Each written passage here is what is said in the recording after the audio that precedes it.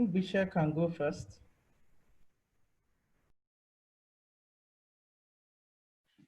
Okay, so it's quite interesting that there is a model. I just can't remember the name, and I was trying to Google it very quickly, that has worked quite well in East Africa and in Central Africa, where it is even run by investment bankers for profits. It is a low, it is a low. I, sorry, I had to go. Sorry, I was cut off. Um, um, there's a question being answered. So once Mr. Barrow rounds up, Bise rounds up, then you can complete what you were saying, please. Okay. Yes, so allow you some time to settle in. Please go ahead. Yeah, I was saying that. So there's a model that has worked, set up by investment bankers in America, that deploys, low cost but high quality education in East Africa, in Central Africa, in places like Kenya and Somalia and so on, and Namibia. And it is very effective. In fact, it turns a profit. It is financed by venture capitalists. So here's what I would say to quickly answer this, that I think that even the richest people in Nigeria, and this is a clarion call, that they need to recognize that we need to go beyond the typical type of investing. So everybody wants to be involved in petroleum and natural gas, and everybody wants to be in the energy sector and banking and financial services. So the richest people in Nigeria are heavily invested in these sectors, but they are not well invested in education. I mean, I was speaking to one of the leading up and coming investment bankers in Lagos, and he shared with me that that is his own, that he's thinking about social investment, not just because it is good to support common humanity, but that in fact, if done well, can actually turn a profit. But I must say something as an accountant, a student of economics, and a former banker, that you must recognize, everybody, that capital is a coward, meaning that capital will not come to your country if people think that your country is not being run properly. Capital will not leave the shores of other countries and other societies to come to support your society when the people in your society too are not bringing out their money. It's great to hear about people bringing out 200 nairas and 500 nairas, and that's really exciting. And crowdfunding is fantastic. But where are all the big monies in Nigeria? And what can we use to channel that focus of that money towards social investment? And social investment, like I said, that can turn a profit, but that even larger than that, can create exponential wealth for them. Because the more people are educated and empowered, the bigger banks can become, the bigger airlines can become, the bigger the entertainment industry can become, and so on and so forth. Because it's about the law of circulation. We've got to circulate this money. And if we circulate it and empower and educate people, it will circulate back and make all of us wealthier. All right, thank you very much. I would like you to give us your closing thoughts. So we'll just go with you, and then we'll take the closing thoughts by others, and then maybe in the course we'll also see our poll results.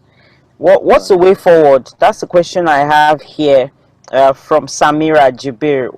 So great discussion, all that we've said. What's the way forward? And I'd like us, all the speakers, to close with that, answering that question. And Irene, please, you can also complete what you were going to say when he's done. But Bise, please tell us, what is the way forward from where you sit?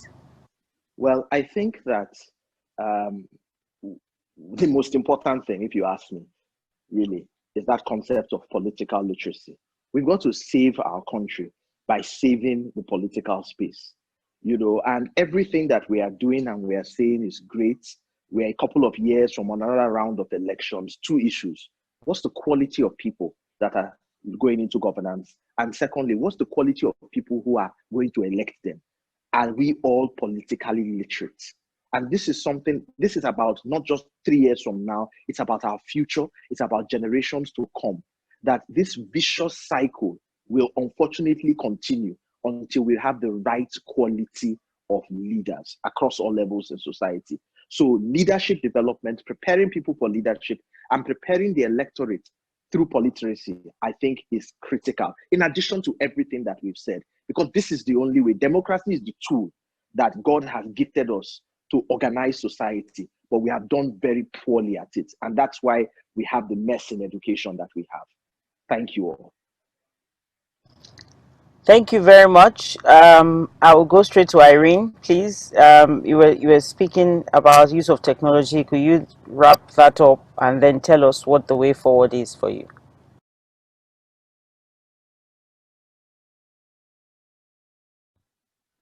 I was trying to say that when we started, technology was a core for us. Remember, I said earlier that while the 100 Naira a day is most people's fascination, our fascination is in providing the education that equips these young people to break out of poverty. So technology is a core part of what we do. So like first term when they came, their context would have been to be afraid of the screen experience and all. So we started with gaming. We put them on a platform called code.org, funded by Facebook, and the entire fear of screens dissipated. By the time we're in second term, yes, I needed to point this, the kids that we educate don't have the luxury of those long story curriculum where you start defining mouse in primary 1, then they finally see the computer in primary 5. So when we said we have staggered curriculum, it means that we can slow down something and we can hasten something. So by the time we came back in second term, we were learning about computer parts and using them at the same time. And by the time we're doing our hackathon at the end of second term, our kids were typing their campaign letters. And by campaign, we tried, because our school is about helping these children jumpstart on their thinking.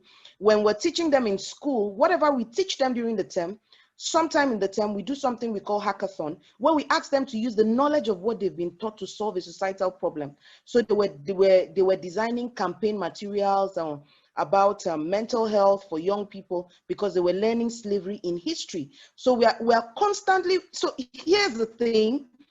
What made me say our curriculum is flexible is that you can do so much with this curriculum with the context of your children. So we're really big on technology. However, we don't have the luxury of handing devices to the kids to go home with.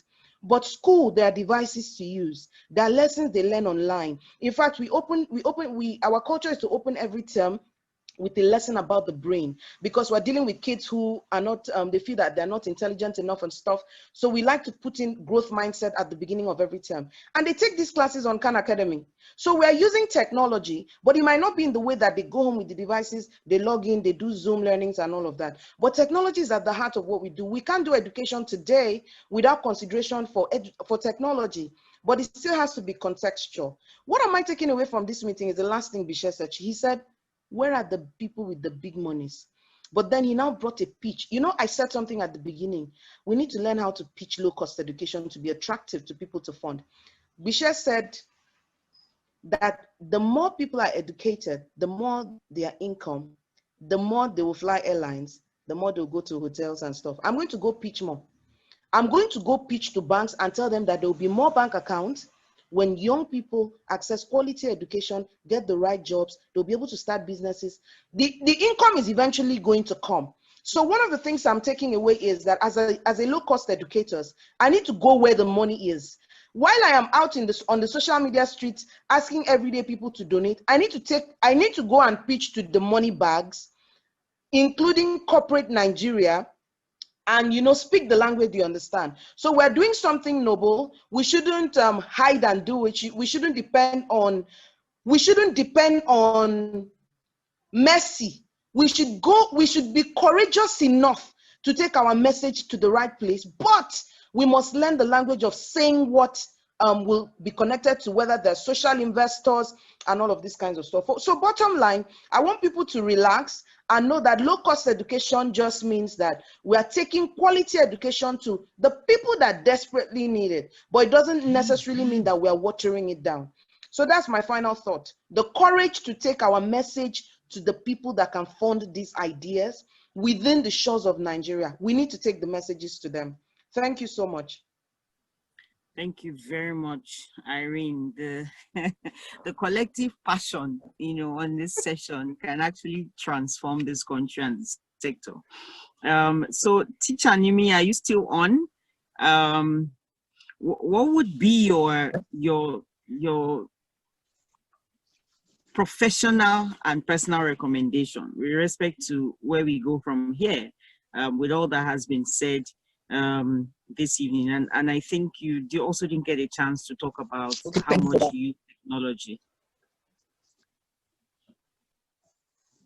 Okay, I will share my thoughts in two folds. First, as a teacher, then as the facilitator of the NGO. Okay, as a teacher, first let's understand that. Okay, there was a research 4 years ago when there was an earthquake in Cuba that says that after the earthquake, okay, children lost the learning content of what they learned for 1 year. Okay, that was just 4 months of staying at home. Now, in moving forward, it shows that for 4 months that those children have stayed at home, okay, now that's technically a year of no schooling, right? Now, forget what the government said, whether they are doing regular learning or TV. Now, how can you evaluate the impact of radio and TV on the children? It's on zero impact. Okay, so in moving forward, that means you're coming to school to meet children who probably don't know what letter A stands for again, who probably have forgotten the meaning of a noun or a pronoun. So as a teacher, that means that we need to see how we can go back again and teach from where they are now. We need to teach from where they are, and that's why, as unusual school, we try to bring education that teaches cognitive thinking. Okay. So in moving forward, I think low school education, low cost education, to prioritize the content to reinforce cognitive thinking for the children. Because if we empower the children with the ability to think out of the box, then we're creating them, making them ready for the future. Because the future is actually here now. The future is not tomorrow again. The future is here now. So with technology, we can now leverage technology using simple tools in our classroom. Simple tools as simple as just a phone. Like what we're doing is to use television to teach children. We can make simple progression for televisions. Then we can have visual representation of teaching, where the children get to see the content, connect to the content, use the content meaningfully. So as no cost, we need to come together, create a platform where we agree on what is important for the children to learn now, not what the national curriculum expects us to teach the children. So the curriculum is not going to work for us now. We need to create the curriculum that will meet the need of every children, and that's why the visual school curriculum is one of the curriculum I recommend for any school, because the curriculum is designed to meet the immediate academic need of every learner in each of the environment we find ourselves. And now, the future of education in Nigeria is the future of low-cost school education. I'll repeat that again. The future of education in Nigeria is the future of low-cost education schools. All right, so we need to support each other to grow. Thank you so much, Teacher Nimi. Wonderful thoughts, well articulated. First, which is what you ended with. The future of education in Nigeria is the future of low-cost education. And you spoke about technology being what you have, not about sophisticated innovation or complex devices. Anything you have that you can apply is your technology, even if it's a mobile phone. Thank you so much. Thank you for that. So I'll go to Buki to give us her last words, and also tell us what's the way forward. And if the webinar admin can also, once Buki is done, show us the poll results as we say thank you and round up. Buki, over to you. Thank you so much. So on the way forward, I think in terms of low-cost education, we've exchanged a lot of ideas today. We've exchanged a lot of best practices, that is being done. We've seen how models have worked in different climes. There are documents that shows different models that have worked in different places. What is important that I would always say is making sure that whatsoever model we come up with or we adopt is such that can survive in the context and within our own realities.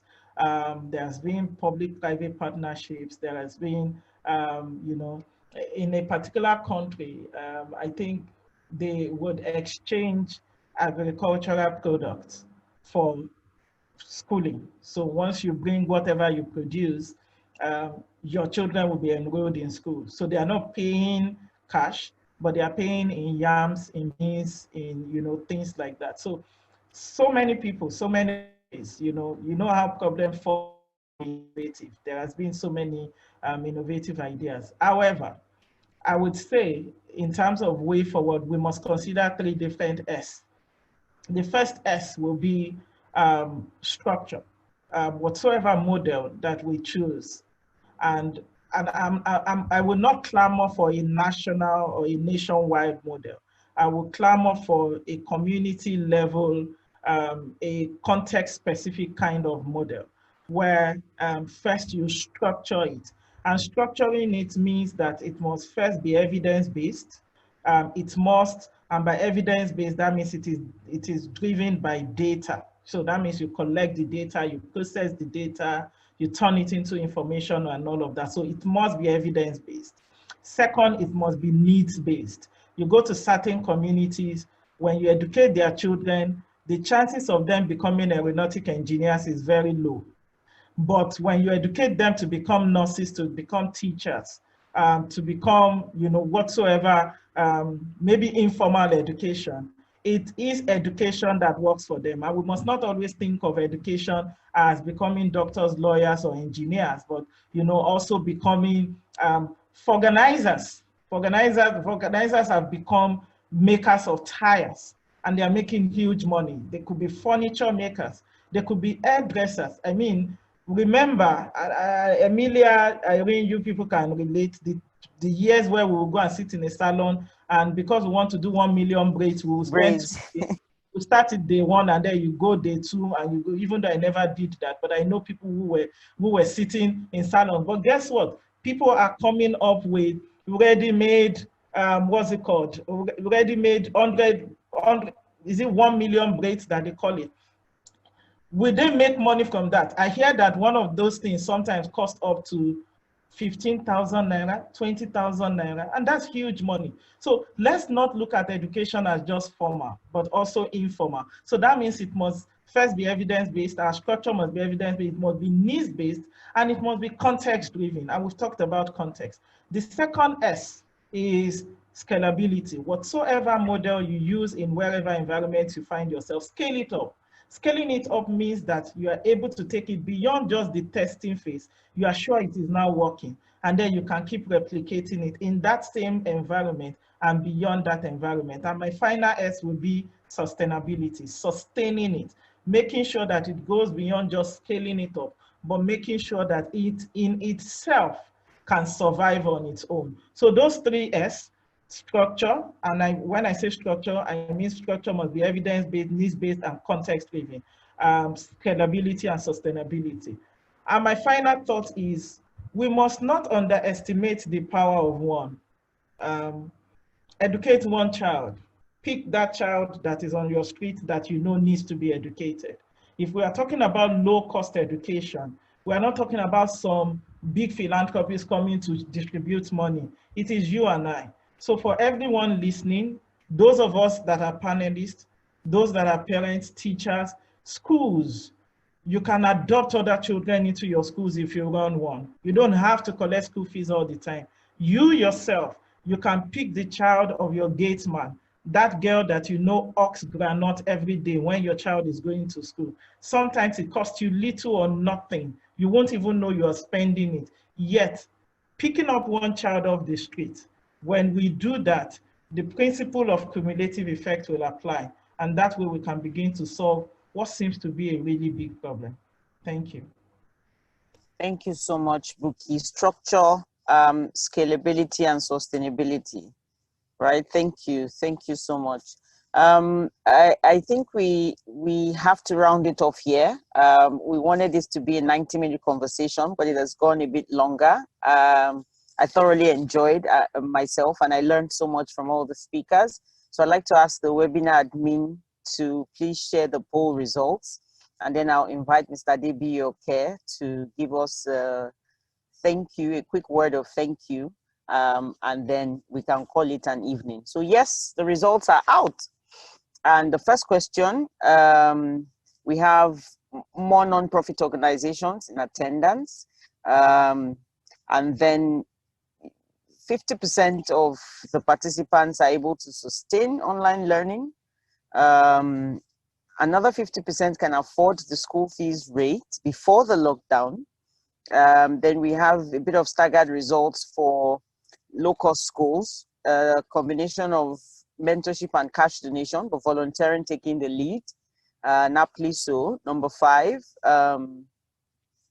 with respect to the slight increase, a bit of a struggle, 45% of participants. And then final question, public-private partnership intervention, the way forward for solving all of these many challenges. But if we can take a cue from what Buki said, don't look at the huge need and all the numbers.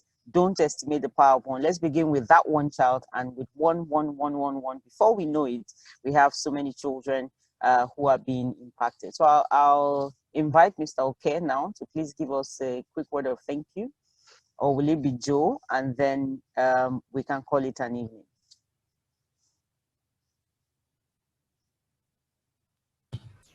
Wow. Yeah, I can only say wow.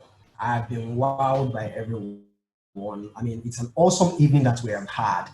I actually did not expect this much, and I must thank everyone for actually turning up, both panelists and the attendees. I must thank you so much for the rich conversation and the all of the inputs that we have shared. Unlike the last 2 webinars, whereby we had panelists that were actually seated across the continents. As a matter of fact, the last webinar, we had 4 continents represented, as a matter of fact. But here we are today, we are all Nigerians seated here today because we have to solve an all Nigerian problem. Okay, no one will come from anywhere, from outside of the country, or they have their own problems too. There are education problems everywhere, all over the world. They are looking at how to solve their problems, but we have to solve ours by ourselves. If we do not take these little steps, these baby steps that we're taking at this time, we can never take that adult steps in future. So I really thank you for your conversation, for your contribution. I thank everyone that actually joined from across the globe as well. We have discussed about the 80% educationally at-risk children, and also talked about how possibly we can support them. All of the inputs are quite valid, because the truth there is that these 80% or over 80%, as the case may be, will end up coexisting with the other 20% children who are from us. So the point is that if we do not take care of the 80%, the 20% are also at risk in future. So the earlier we take these steps to take care of that 80% in ways of volunteering, in ways of donation, in ways of technology support in any way, in way of policy making, as a matter of fact, we cannot guarantee the future or the safety of the remaining 20%, of which most of us belong to. We all just shared we just saw the outcome of the poll results, and we saw that quite a number of people, more than 50%, can still sustain the school fees even after the school lockdown may be over. So that shows that those that are in these webinars today are actually those that can actually fully support these ideas. So we need to take steps back and look at things all over again and see how we can actually shape things up. I mean, the outcomes of this pandemic has further exacerbated the out of school, income inequality, and income gap, as the case may be. So we need to be sure that we're able to contribute our own little quota in one way or the other, to be sure that we're able to support those who are out there in the field. I can see Teacher Nimi. As a matter of fact, Miss Irene, you're calling him Teacher Nimi. He's actually Teacher Nimi, he's doing a wonderful work out there, and it's quite laudable, and we can only support people like that. The 100 Naira a day school, we can support, and there are so many more out there that we have not even talked about, that we don't even know. So the point there is that the more we can actually provide those support for those categories of children, the better for our community, the better for our society, and the better for the country at large. We have enough bandits, we have enough kidnappers, we have enough out of school children. We cannot afford to have more of them. The only thing we can do at this point in time is to begin to close those gaps that actually exist. I thank all panelists present today. I really appreciate your coming and turning up to honor this event. It's about the rest of the team. On behalf of everyone, I must thank you. Buki, thank you so much. Your contribution has been quite insightful, very, very detailed, and the graph you shared, and I want to have that, please. And if you want to share that so that we can share with the rest of the audience as well going forward. Baro, very, very, passionate about your journey, very, very passionate about your story, very, very passionate about what you believe in. And we identify with you as well. I mean, the truth is that I remember back then when we were in Unilag, the school fees we paid back then in Unilag for the 4 years we were in school, I'm sure does not go anywhere in education today. So the more reason why we ought to be having this conversation. We were in school, we were spending 10 naira, we were spending 20 naira, and we're achieving our goals. We're spending school fees, we're paying school fees that were in the range of 2,000 naira, 3,000 naira. That does not obtain today anymore for those that want to get good and quality education. So the truth there is that if we do not actually take a step back and look at all of these diverse issues, we would never have them solved. We understand your bandwidth challenges, Teacher Anime. It shows the passion you also have and the challenge you're facing. I can only imagine what you're doing to actually help the thousands of children you are reaching out there. You are reaching out to over there in Lagos.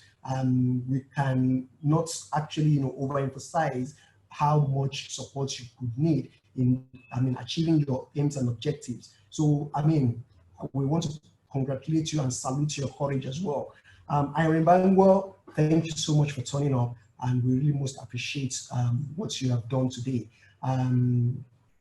Emilia, we can't thank you enough for this. You're a development partner. You believe in this education course. You believe in everything that has to do with development. You believe in taking things from where they are to a better place that it can be. And I cannot talk about how much you're doing in the industry, across industries, as a matter of fact, technology industry, public sector, private sector. You're everywhere. And we really, salute your passion, and we would want to encourage you to do more of those. We have actually been here today. I don't know who I have not mentioned, the attendees. Thank you all for taking your time to actually be with us here today. You have, you've done well. We hope we have been able to answer most of your questions. The truth is that all the questions cannot be answered here, if there are any at all that we may not have answered. But the truth is that this conversation keeps going. We have it coming up next month as well. We have subsequent months to roll out. We're doing this year long, and whatever it is that is a concern will be mentioned and we'll discuss it at some point in time. So we thank you for staying on and for being part of this conversation. We thank you for coming. This evening, once again, which is the third in our series, we have collaborated, we have cooperated. We will continue to coordinate rich conversations such as this, and we are sure that one day our vision, our dreams, our goals, and our objectives will all be achieved going forward. Thank you all, and we will see you in September. So my co-host, Josephine, I would like to hand over to you at this point in time. Thank you, everyone. You're mute. Thank you very much, Steve. Thank you so much, Amelia. Thank you, Ms. Irie. Thank you, Buki. Thank you, Mr. Bishe. Thank you, Teacher Anime. Thank you, everyone in the audience. I've been seeing your questions and your comments. Honestly, it's been a very wonderful evening, very insightful conversations, I must say. A whole lot has been said already, so there is nothing more to say, but there is more to do, basically. And just like Mr. Bishe said, sir, he said it's a clarion call. So now this is, there used to be a popular saying that says, it takes a village to train a child, but honestly, it takes a nation to actually build the future. And so every stakeholder it's a part of this moving, this collective and collaborative effort. I appreciate each and every one of you. So much has been said. Ms. Irene, Ms. Buki, Sir Mr.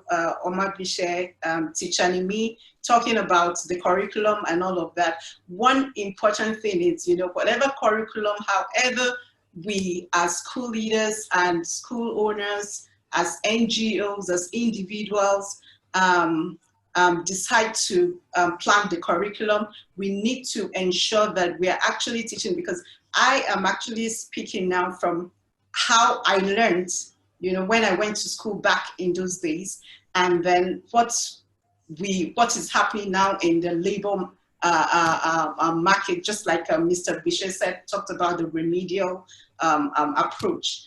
Okay, some things I didn't know why I was learning them. So when we are delivering our curriculum, let's take into cognizance that these children will need to learn in such a way that they can understand the concept, they can relate the concepts to the environment around them, and they can solve problems with what they are learning. If they are able to connect this way, then we are intentionally, you know, educating the children to actually provide solutions to our challenges in the country. So basically, I think that is all from me. It's been an amazing conversation. Way forward, there are a lot of things that can be done to bridge the gap, just like we have all said, from, you know, using the environment around us. We don't have to do the big, if you don't have the big infrastructure, we can use what we have around us. We have creative teachers, we need to train, keep training our teachers to be creative with everything that is around the child's environment. Let's allow the children to explore with the environment. Also, we will also need to call on industries. Industries can actually help out with certain things. So we don't have to go buying those expensive things or import expensive things. The industries can help out to actually bring this resources even to the schools as well.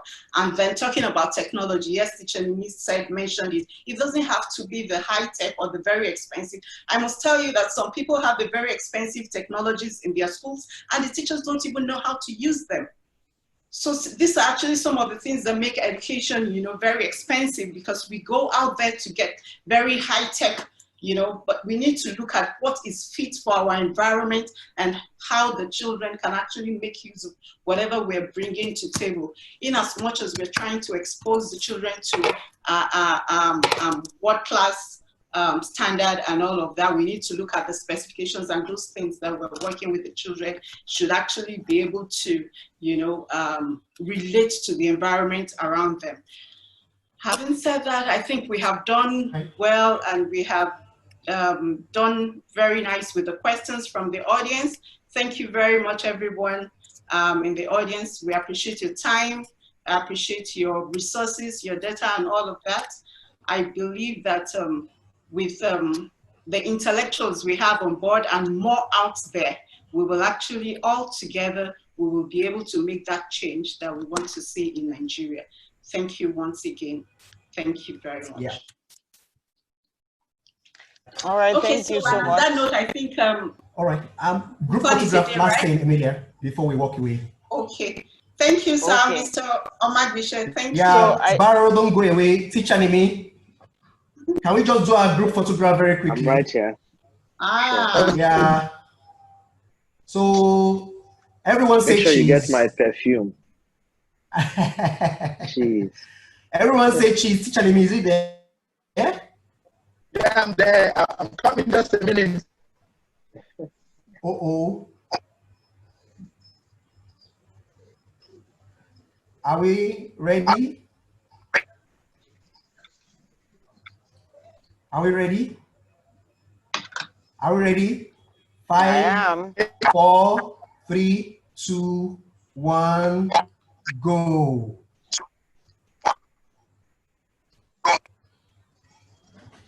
All right. So thank you very much. Thanks for collaborating. Thanks for cooperating. Thanks for coordinating with us. See you in September. Bye, everyone. Thank you for having us. Bye-bye. Bye. Okay, thank Bye-bye. you. Irene, thank you. Bye. Thank you. Emilia, cheers. Bye. George, see you. Barrow, thanks. I'll wait to see everyone leave. Thank you, Mr. and Mrs. Bye. Thank you, Thank sir. you. I'll wait to see everyone go. Well done. Thank you. I'm waiting to see you go, Irene. Thank you. Bye. All right, Chanimi. Thank Well you, done. everyone in the audience. Thank you so much. Bye. Thank you. Bye. Bye.